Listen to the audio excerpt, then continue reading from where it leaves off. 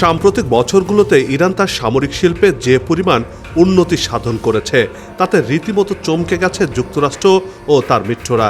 বিশেষ করে ইরানের প্রধান প্রতিদ্বন্দ্বী ইসরায়েল আতঙ্কে রয়েছে বলেই মনে করা হয়। আর ইরানের এই অগ্রগতিকে সহ্য করতে পারছে না মার্কিন যুক্তরাষ্ট্র, ইসরায়েল সহ তাদের মিত্র দেশগুলো। এ নিয়েই যত গণ্ডগোলের মূল কারণ। সাম্প্রতিক সময়ে মধ্যপ্রাচ্যের ভূ রাজনীতিতে গেল কয়েক দশকের মধ্যে সবচেয়ে ভয়াবহ অস্থিরতা শুরু হয়েছে। ইরানকে ঘিরে তৈরি হওয়া স্নায়ুযুদ্ধ এখন সরাসরি সংঘাতের পথে। দীর্ঘ এক দশক পর মধ্যপ্রাচ্য আবার এমন সন্ধিক্ষণে দাঁড়িয়ে যেখান থেকে ফেরার পথ সম্ভবত কেবলই ধ্বংসযোগ্য। ইরানের ওপর ডোনাল্ড ট্রাম্প প্রশাসনের চাপিয়ে দেয়া 5টি কঠিন শর্ত মধ্যপ্রাচ্যের ভূ রাজনীতিতে আমূল বদলে দিয়েছে। তেহরান কি এই শর্ত মেনে নিয়ে মাথা নত করবে, নাকি তাদের উপর নেমে আসবে মার্কিন ও ইসরায়েলি সামরিক শক্তির সম্মিলিত আঘাত? এই প্রশ্নের উত্তরে যাওয়ার আগে চলুন দর্শক এক ঝলক দেখে আসি মার্কিন যুক্তরাষ্ট্র ইরানকে কি কি শর্ত আরোপ করেছে।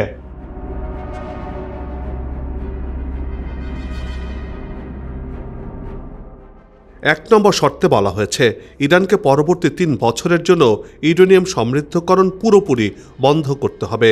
সেই সাথে বর্তমান মজুতকৃত 440 কেজি উচ্চ সমৃদ্ধ ইউরেনিয়াম তৃতীয় কোনো দেশে পাঠিয়ে দিতে হবে।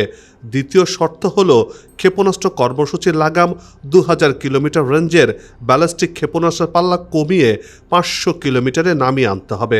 ব্যালিস্টিক ক্ষেপণাস্ত্র সক্ষমতা ধ্বংস করতে হবে বলেই মনে করা হচ্ছে। 3 নম্বরে বলা হয়েছে হিজবুল্লাহ, হামাস এবং হুতিদের মতো গোষ্ঠীগুলোকে সব ধরনের অর্থ ও অস্ত্র সহায়তা স্থায়ীভাবে বন্ধ করতে হবে, অর্থাৎ ইরানের প্রক্সি বাহিনীর সমর্থন ত্যাগ করতে হবে। যুক্তরাষ্ট্রের 4 নম্বর শর্তে রয়েছে ইরানের যে কোনো সামরিক ও অসামরিক স্থাপনায় আন্তর্জাতিক পরমাণু শক্তি সংস্থাকে যখন খুশি তখন তল্লাশির অনুমতি দিতে হবে। এবং সবশেষ 5 নম্বর হলো ইরানে আটক সকল মার্কিন নাগরিককে মুক্তি এবং বিক্ষোভকারীদের ওপর দমন পীড়ন বন্ধ করে মৌলিক মানবাধিকার নিশ্চিত করতে হবে।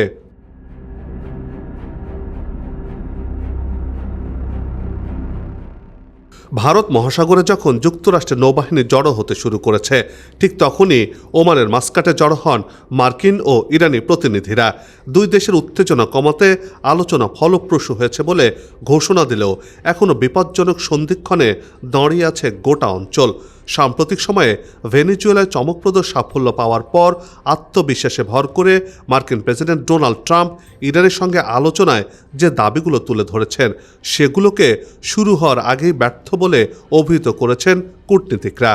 এই শর্তগুলো ইরান সরাসরি তাদের সার্বভৌমত্বের ওপর আঘাত বলে অভিহিত করেছে। পররাষ্ট্রমন্ত্রী আব্বাস আরাকচি স্পষ্টভাবে জানিয়ে দিয়েছেন ক্ষেপণাস্ত্র কর্মসূচি তাদের প্রতিরক্ষার অংশ। এটি আলোচনার টেবিলে আসতেই পারে না, আসবেও না। তবে বিশ্লেষকদের মতে ইরানের অর্থনীতি বর্তমানে একেবারে খাদের কিনারায়। নতুন করে তেল রপ্তানির ওপর নিষেধাজ্ঞার ফলে তেহরান এখন কঠিন দ্বন্দ্বে রয়েছে।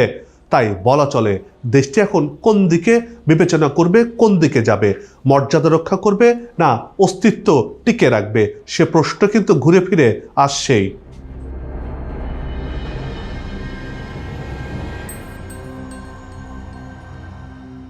তেহরানের জন্য এই শর্তগুলো কেবল কঠিনই নয়, বরং অবমাননাকর। ওমানে চলমান আনুষ্ঠানিক আলোচনায় ইরানের পররাষ্ট্রমন্ত্রী আব্বাস আরাকচি স্পষ্টভাবে জানিয়েছেন ইরান তাদের সার্বভৌমত্ব বিকিয়ে দিয়ে কোনো চুক্তি করবে না। কিন্তু দেশটির ভঙ্গুর অর্থনীতি এবং আকাশচুম্বী মুদ্রাস্ফীতি সরকারকেও এক কোণঠাসা অবস্থায় ফেলে দিয়েছে। ডিসেম্বর থেকে শুরু হওয়া দেশব্যাপী বিক্ষোভ সামলাতে হিমশিম খাচ্ছে ইরান সরকার। আর ওই অভ্যন্তরীণ দুর্বলতাকেই সুযোগ হিসেবে নিতে চাইছে ওয়াশিংটন। ইরানের সাথে মার্কিন যুক্তরাষ্ট্রের চুক্তির বিষয়ে প্রেসিডেন্ট ডোনাল্ড ট্রাম্প বলেছেন ইরানের সাথে খুব ভালো আলোচনা হয়েছে। ইরান চুক্তিতে পৌঁছাতে খুবই আগ্রহী বলেও জানিয়েছেন তিনি। ইরানকে সতর্ক করে দিয়ে মিস্টার ট্রাম্প বলেছেন ইরানের আশপাশে একটি বিশাল নৌবহর রয়েছে, আরও একটি নৌবহর ওই দিকে এগিয়ে যাচ্ছে বলেও তিনি জানিয়ে দেন, যা শিগগিরই সেখানে পৌঁছাবে বলেও সতর্ক বার্তা দেন ট্রাম্প। সাংবাদিকরা মিস্টার ট্রাম্পের কাছে জানতে চান কতক্ষণ অপেক্ষা করবেন তারা। এর জবাবে ট্রাম্প বলেছেন আগামী সপ্তাহের শুরুর দিকে আবারও বৈঠক হতে পারে বলে জানিয়েছেন ট্রাম্প। চুক্তি না করার পরিণতি ভয়াবহ হবে বলেও হুঁশিয়ারি দেন মার্কিন প্রেসিডেন্ট।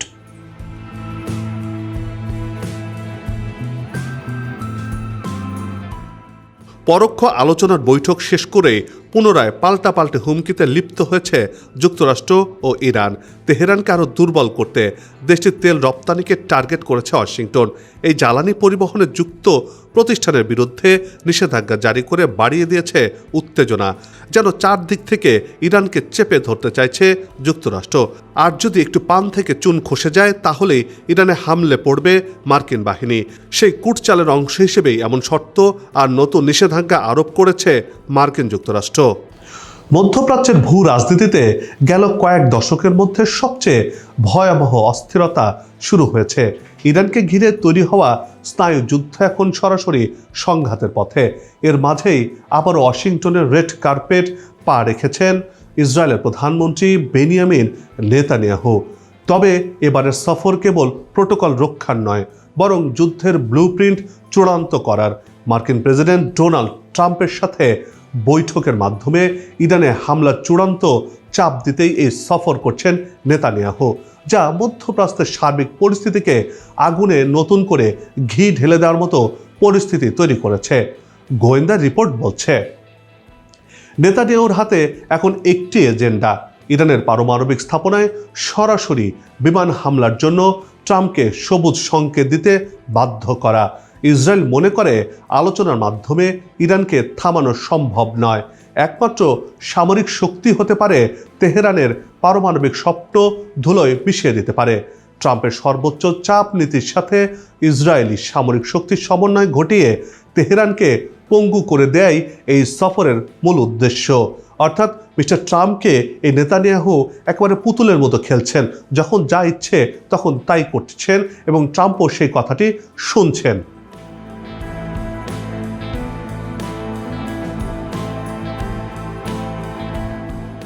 বিশ্লেষকরা বলছেন যুক্তরাষ্ট্র জানে ইরান তাদের শর্ত মানবে না, আর ইরান না মানলে ট্রাম্পের কাছে প্ল্যান বি রেডি রয়েছে।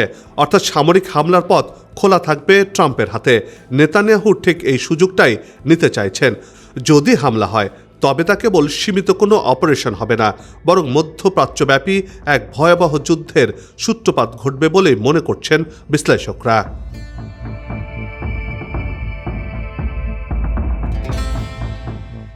ওয়াশিংটনের এই তোড়জোড়কে ইরান দেখছে সরাসরি যুদ্ধ অপরাধ হিসেবে। তেহরান থেকে আসা হুমকি এখন আর কেবল কথার লড়াইয়ে সীমাবদ্ধ নেই, আর তাই ইরানও বসেও নেই। তেহরান সরাসরি হুঙ্কার দিয়ে বলছে ইরানের মাটিতে একটি আঁচড় পড়লে মধ্যপ্রাচ্যের কোনো মার্কিন ঘাঁটি নিরাপদ থাকবে না। এমনকি পারস্য উপসাগর হয়ে উঠবে মার্কিন রণতরীর সমাধিস্থল। অর্থাৎ মার্কিন যুদ্ধজাহাজকে ভাসমান কফিনের রূপ দেবে ইরানের মিসাইল। অন্যদিকে হরমুজ প্রণালী বন্ধ করে দেওয়ারও হুমকি দিয়েছে তেহরান। ফলে বিশ্বের 30% জ্বালানি সরবরাহ বন্ধ হয়ে যেতে পারে, যার কারণে অস্থির হয়ে পড়বে বিশ্ব অর্থনীতি।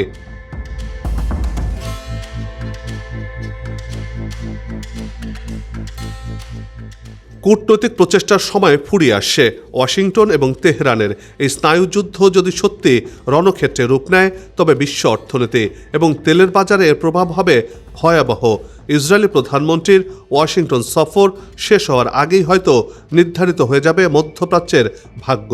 যুদ্ধের এই বিষাক্ত বাতাস কি শান্তির পথে ফিরবে, নাকি বিশ্ব এক তৃতীয় মহাযুদ্ধের সূচনা দেখবে? সে উত্তর এখন কেবল সময়ের হাতে।